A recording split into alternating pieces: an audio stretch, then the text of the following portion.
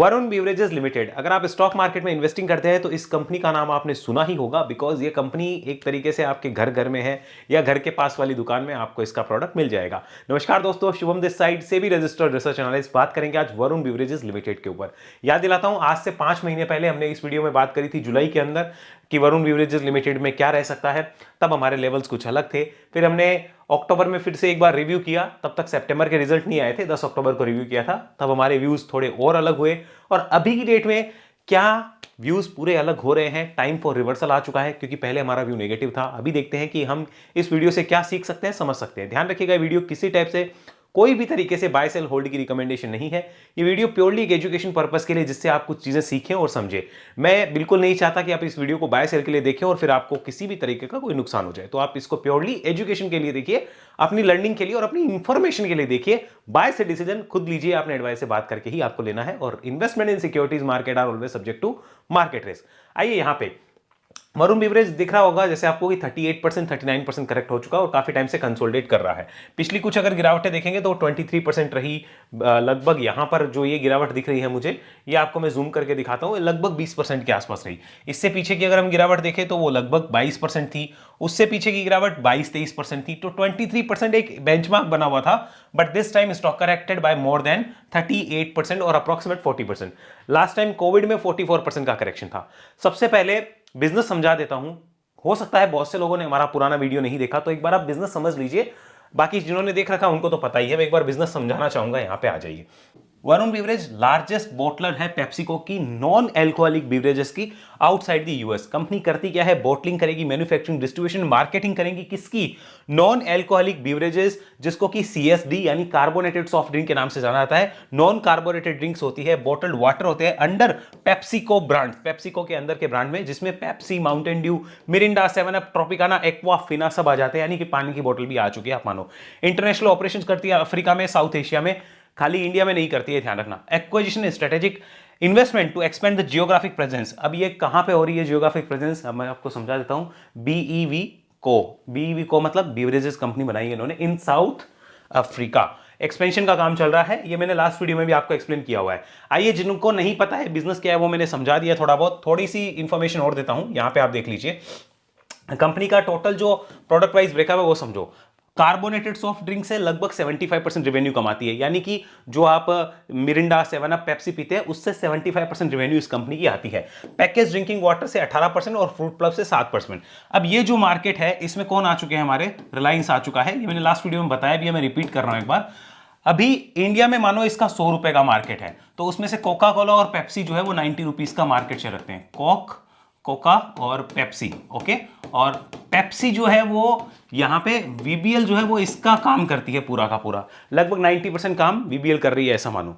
तो यहां पे रिलायंस की एंट्री हो चुकी है, तो वो क्या नाम से हुई है? कैंपा के नाम से। अब कैंपा चल रही है नहीं चल रही है वो आप अपने नियरेस्ट डोर पे जाके देख लीजिए, आपको पता चल जाएगा। नियरेस्ट स्टोर पे देखिए, पता चल जाएगा। कैंपा सीएसडी में भी आ चुकी है। एक डर वो बना हुआ था मार्केट को, पहले बना हुआ था, अब थोड़ा सा वो कूल ऑफ होते हुए लग रहा है कि मार्केट ने एडजस्ट कर लिया कि हाँ इनको क्या मिल सकता है क्या नहीं, और वैल्यूएशन वीबीएल को उसके अकॉर्डिंग मिल चुके हैं। कैंपा जो है वो कैंपा श्योर के नाम से, मैं यहां पे लिखता हूं कैंपा श्योर, इसके नाम से पानी की बोतल भी निकाल चुकी है। मार्केट मुझे लग रहा है उसकी वैल्यूएशन भी एडजस्ट कर चुका है। अब अगर मार्केट को तो कोई दिक्कत लगती है तो उसके अकॉर्डिंग प्राइस एक्शन में चार्ट पे समझाऊंगा।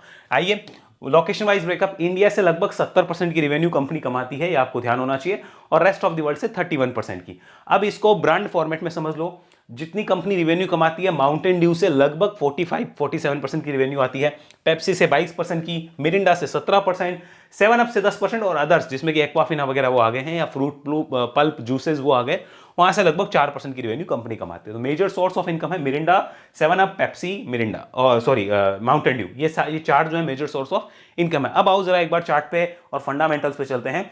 तो यहां पर मैंने लगाया वरुण बेवरेज का फाइनेंशियल डाटा, एक बार थोड़ा सा समझ लो। मेन जो चीज मैं बताने आया हूं वो प्राइस एक्शन पे ही बताऊंगा, लेकिन ये इंफॉर्मेशन उनके लिए जो वीडियो पहली बार देख रहे हैं। मार्केट कैप 1,60,000 करोड़ की, पी रेशियो 54 का है, जो कि काफी कम हो चुका है, पहले बहुत ज्यादा था। Return on equity, capital employed दोनों अच्छी है। ऑलरेडी प्रीमियम आज भी मिला हुआ है, लेकिन पहले इससे ज्यादा पी रेशियो था, प्रीमियम बहुत ज्यादा था। प्राइस टू बुक वैल्यू आज भी 9 टाइम्स है, लेकिन ये पहले काफी ज्यादा हो गई थी, अब तो एडजस्ट हो रही है। आ जाइए यहाँ पे फाइनेंशियल्स पे। यहाँ पे देखिए ये है सितंबर 24 का डाटा, लगभग 4829 करोड़ की सेल, रिवेन्यू थी 5045 इस साल हुई है, तो रिवेन्यू बड़ी है। मार्जिन 1% जरूर टूटा है, यहाँ पे आपको वो टूटता हुआ नजर आएगा। अब आ जाइए यहाँ पर नीचे 629 करोड़ का प्रॉफिट और यहाँ पे आपका प्रॉफिट 742 करोड़। मार्केट खाली ये नहीं देख रहा है, मार्केट इसकी परफॉर्मेंस देख रहा है। अगर आप जून 24 में देखें तो 2035 करोड़ का इबिटा था, जो कि वापस यहाँ पे 2075 करोड़ का जून 25 में हुआ। लेकिन उससे पहले अगर आप जून 23 में जाएंगे तो हर साल अच्छी ग्रोथ थी। मैं आपको बार फॉर्मेट में समझाता हूं। कम मार्केट को दिक्कत इस चीज से नहीं है कि कंपनी आगे सर्वाइव करेगी या नहीं करेगी, इस चीज से कि जिस स्पीड से आप बढ़ रहे थे, मानो गाड़ी 80 की स्पीड से चल रही थी या 100 की स्पीड से चल रही थी, अब वो अगर 50 की स्पीड पे आ गई है तो मार्केट वैल्यूएशन उसके अकॉर्डिंग ही देगा ना, क्योंकि अब ग्रोथ उसके अकॉर्डिंग एडजस्ट होगी। यहां पे आइए जरा इसको समझिए, यहां मैं समझाता हूं, यहां देखते ही आपको क्लियर हो जाएगा। So that's the scene. आप जून 23 का डाटा देखो, 5653 करोड़ की रिवेन्यू, जून 22 का देखो 4965 की। अब आप जून 24 पे आ जाओ 7241 और जून 25 पे आ जाओ यहां पे 7095। ये एक्चुअल रिवेन्यू इसकी पोजीशन रही है एक्सक्लूडिंग अदर इनकम्स। ठीक है, अब आओ यहां पे चलते हैं हम नेट प्रॉफिट के ऊपर, इसको समझो ना। What about the net profit? Net profit देखते जाना।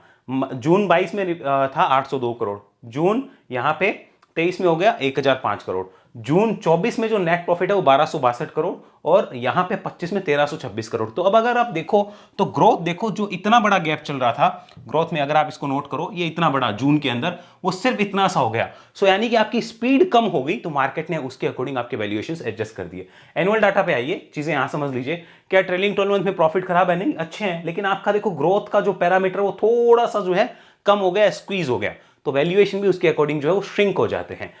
शेयर होल्डिंग पे आओ, देखो कोई प्रॉब्लम है क्या? तो यहां पे भी एक प्रॉब्लम मैं आपको दिखाता हूं। Many will agree, many will not agree, वो आपके ऊपर है।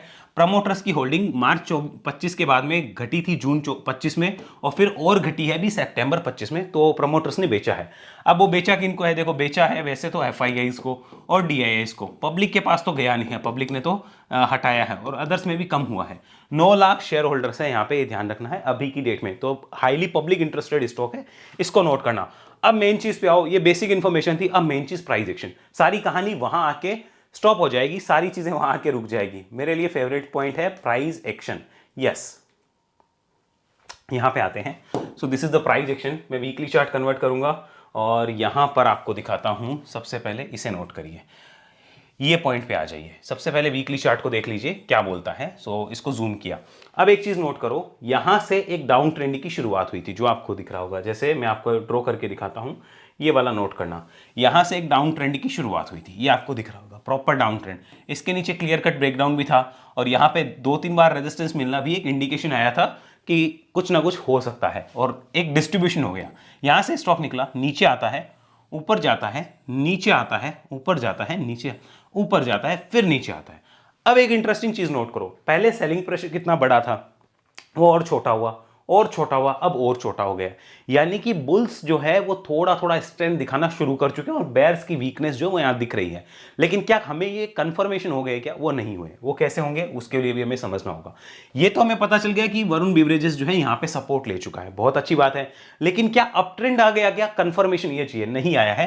पहले हमारा लेवल अप ट्रेंड का ये था, now I am revising that level. मैं अब किस लेवल के ऊपर रिव्यू करूंगा, मैं ये नहीं कर रहा हूं आपको बाय सेल करना है, बिल्कुल भी नहीं, लेकिन मैं रिव्यू करूंगा किस पॉइंट के ऊपर, इस पॉइंट के ऊपर। Now this point is my important resistance zone. Okay, मैं इसके ऊपर आते ही रिव्यू कर दूंगा, ये आप नोट कर लीजिए। यहां पे भी ये प्राइस एक्शन हुआ और यहां पर भी रिसेंट में हुआ है। यानी कि एक बार बुल्स यहां से गए हैं और अच्छी खासी यहां से सपोर्ट जोन से जो है बुल्स ने एक वापसी करी है, यहां से बेयर्स ने अटैक किया है, बुल्स वापस ऊपर इसके लेवल के आते हैं। I think I must check, I must review. उसके बाद में ये पॉइंट एक शॉर्ट टर्म का सपोर्ट हो सकता है, short term support. Okay, short term support, और ये तो लॉन्ग टर्म का सपोर्ट रहने ही वाला है, एलटीएस, ये तो रहेगा ही रहेगा। अबो दिस लेवल राइट नाउ खाली वॉच लिस्ट का पार्ट है और मेरा लेवल रिवाइज हो गया। जो पहले ये था अब ये हो गया, उससे पहले लेवल ये था। देखो मेरे लेवल्स रिवाइज होते जा रहे हैं। ठीक है, अब आइए यहां पर इसको मैं डेली कन्वर्ट करता हूं, इसको समझना एक बार, आपको चीजें और क्लियर दिखेगी। Now this is daily chart and if you see the long term moving average line, this is the long term moving average line जो आपको दिख रही है।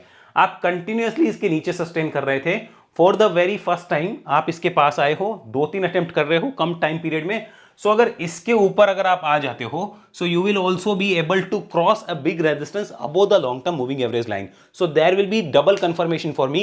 I am not saying कि ये होगा ही होगा, ये probability है कि ऐसा होगा ही, या फिर इसके ऊपर आने के बाद एक ट्रेंड बनेगा. I am not saying that. Anything is possible, but my discipline is telling me to review about that level and have a look. मेरा डिसिप्लिन मुझे ये कहता है, मेरा सेटअप मुझे ये कहता है. बाद में जो होगा that is different matter, but मैं इसके ऊपर रिव्यू जरूर करूंगा. So this is another thing जो मुझे डेली चार्ट पे भी दिख रही है कि यहां पर भी अगर हम देख लें, पिछले काफी समय से कंसोलिडेशन का एक जो वेव है वो नजर आ रहा है. और लास्ट टाइम इसके ऊपर जो है वो लगभग 4 सितंबर, तो लगभग 3-4 महीने होने को है. लेट्स सी, रिव्यू करेंगे अब कि क्या होता है क्या नहीं. Converting this to the monthly chart and have a look. Monthly chart क्या बोलता है, ड्राइंग्स को भी हाइड कर देते हैं. आइए, दिस इज मंथली चार्ट. तो अगर ओवरऑल हम चाहते हैं कि मंथली चार्ट में बेरिश कब है, बुलिश कब है, तो वो तो देखो यहां पता चलेगा कि this is a big zone. Okay, इसके ऊपर हम कह सकते हैं कि आप बुलिश हुए हो. तब तक तो आप नहीं हुए हो. क्यों? क्योंकि इसके जोन के अंदर ही आप पहले क्या थे, अटके हुए थे. अब आप एक नए सपोर्ट जोन में अटक गए हो. सो ये भी तो हो सकता है कि यहां से इस टाइप से जाके फिर एक नया कोई जोन बन जाए. एग्जाम्पल दे रहा हूं. तो हमें कब रिव्यू करना है, हमें इसीलिए इस पॉइंट के ऊपर ही रिव्यू करना है. अब यही पॉइंट क्यों, वो समझ लो. यहां पे आ जाओ, इसको नोट करो.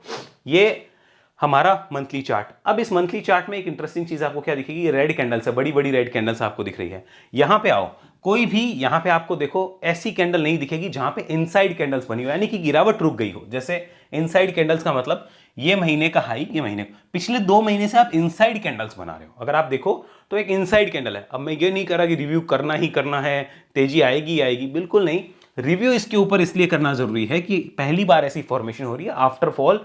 सो we should check and review कि क्या चीजें हो सकती है, इसके ऊपर एक बार देखा जा सकता है. So I can say that would be attracting the bulls and we can say कि शायद टाइम फॉर रिवर्सल हो सकता है. अब टाइम फॉर रिवर्सल का मतलब ये नहीं होता कि यहां से कोई मल्टीबैगर होगा. I don't think so. I think कि वो फिर से अटेम्प्ट करेगा प्रीवियस हाइज की तरफ जाने का. ऐसा पास्ट में देखा गया है टेक्निकल एनालिसिस के अकॉर्डिंग. बाकी यहां पर हमें हमारा व्यू प्राइस स्ट्रक्चर के अकॉर्डिंग चेंज करना आना चाहिए. मानो ऐसे आता है तो हमारा व्यू यहां पे चेंज हो जाता है. So I have to change my view accordingly as per the price action. Okay, आइए वापस यहां पे डेली कन्वर्ट करते हैं. अब इसको समझ लीजिए, this is the daily chart. अब मैं एक चीज और लगाता हूं. यहां पर देखिए मैंने एक चीज और लगाई है, दैट इज वॉल्यूम. अगर आप देखेंगे तो यहां पे मैं एक वॉल्यूम का इंडिकेटर है वो भी लगाया है. वॉल्यूम में अगर देखा जाए तो यहां पे थोड़ा सा वॉल्यूम बिल्डअप हुआ है, जो इतनी बड़ी गिरावट में मुझे ऐसा वॉल्यूम बिल्डअप होता हुआ कभी भी नहीं दिखा. अगर आप देखेंगे तो वॉल्यूम बिल्डअप शुरू हो चुका है. सो इस वॉल्यूम के बाद में अगर long term moving average line के ऊपर आता है, वीकली ट्रेंड शिफ्ट होने के मूड में है, मंथली ट्रेंड भी कुछ हमें बातें कह रहा है, तो रिव्यू करने में कोई हर्ज नहीं है. शायद हो सकता है कि वो टाइम फॉर रिवर्सल हो, but I am not saying कि ये गारंटेड है. ये ध्यान रखिएगा, मार्केट है, रिस्क हमेशा रहेगा और हमें चीजों को रिव्यू करके एक बार उसके ऊपर जरूर देखना है. सो अब आइए यहां पर हम लोग कुछ लिखते हैं. लाइक अगर मैं इसमें देखूं, यहाँ पे मैं लगाता हूं डेली चार्ट. तो अगर मैं डेली चार्ट पे बात करूं तो डेली चार्ट का ट्रेंड क्या है, राइट नाउ है sideways. Okay, right now trend क्या है, साइडवेज. वीकली का ट्रेंड क्या है, तो वीकली का ट्रेंड अभी भी नेगेटिव है. ओके, मंथली का ट्रेंड क्या है, मंथली ट्रेंड भी अभी भी नेगेटिव है. ओके, ये सारे ट्रेंड बुलिश कब हो सकते हैं. अब एक और इंपॉर्टेंट चीज नोट कर लेते हैं, यहाँ पे long term moving average. Okay, moving average, ये लाइन प्लस वॉल्यूम को मैंने ऐड किया. ठीक है, और फंडामेंटली देखो स्ट्रॉन्ग है ही, मोनोपोली एक तरीके की है ही इसके पास. अभी तक तो रिलायंस ने कोई इतना बड़ा चैलेंज नहीं दिया है, और जो भी दिया है वो फैक्टर्ड इन लगता है प्राइस में हो गया है. सो ये सारी चीजें इस जोन के ऊपर लगभग 500 और 505 के अबो रिव्यू पे जाती है कि नहीं जाती है, आप बताओ. रिव्यू और आस्क योर एडवाइजर. अच्छा, एक चीज और बताता हूं, एडवाइजर और रिसर्च एनालिस्ट में फर्क होता है. हम रिसर्च एनालिस्ट है, हम जनरल पब्लिक को चीजें बता सकते हैं, हम इंडिविजुअल क्लाइंट्स को कुछ नहीं बताते हैं. ना हमारी टीम इंडिविजुअली किसी को गाइड कर सकती है. एडवाइजर जो होता है, जो इन्वेस्टमेंट एडवाइजर होता है, वो एक पर्टिकुलर बंदे के लिए ही होता है. तो वो अलग चीज हो गया. हम आपके एडवाइजर नहीं हो सकते, हम आपके रिसर्च एनालिस्ट हो सकते हैं. किसी कंपनी के ऊपर रिसर्च चाहिए तो वो हम दे सकते हैं. Okay, you may agree, you may disagree, वो अलग चीज हो गई है. ठीक है, तो यहां इसके ऊपर रिव्यू का जोन जो है बनता हुआ नजर आएगा. क्लियर हो गया ये चीजें. सो आई होप आपको वरुण बिवरेजेस के ऊपर अब ऐसा कोई डाउट नहीं रहेगा, लाइक कि ट्रेंड क्या हो सकता है क्या नहीं. एक बात ध्यान रखना, ये जो रेजिस्टेंस जोन कटेगा ना, फिर ये ऊपर के रेजिस्टेंस जोन टच होने की कोशिश होगी. देखो 1, 2, 3 और 4 इनकी कोशिश होगी. अब कोई मान लो ऐसा रेजिस्टेंस है, एक एग्जांपल देता हूं, लाइक बहुत से लोग क्या सोचते हैं कि स्टॉक मार्केट में ना कुछ फिक्स फॉर्मूला है, ऐसा नहीं है।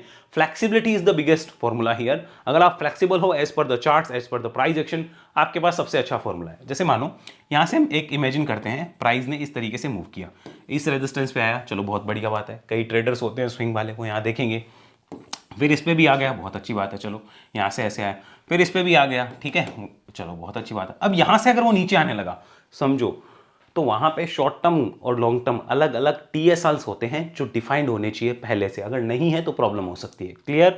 तो ये चीज ध्यान रखना कि ऐसा नहीं कि यहां से निकलेगा तो सीधा ऐसे होगा, वो नहीं होने वाला है। मैं सारी चीजें एक्सप्लेन करता हूं बिकॉज बाद में बहुत इश्यूज आते हैं, तो इसलिए पहले एक्सप्लेन करना जरूरी है।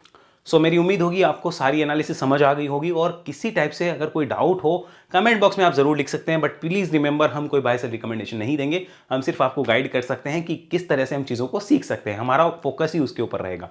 बाकी ऐसी एनालिसिस अगर आप मुझसे सीखना चाहें इस नंबर पर संपर्क करिए, या फिर हमारे जो स्विंग के रिकॉर्डेड फॉर्मेट्स है अगर आप उसको देखना चाहें, डिस्क्रिप्शन एंड पिन कमेंट को चेक कर सकते हैं। वॉच लिस्ट के, स्टॉक एज के सारे कूपन कोड हमने वहाँ दे रखे हैं, बाकी भी मैं कूपन कोड आपके लिए लाता रहूँगा, मेरी कोशिश वही रहने वाली है। और भी अगर हमारी सेबी रजिस्टर्ड RA सर्विसेज के लिए अगर आपको इन्फॉर्मेशन लेनी है, इंक्वायरी करनी है, इस नंबर पे आप संपर्क कर सकते हैं व्हाट्सअप मैसेज के थ्रू।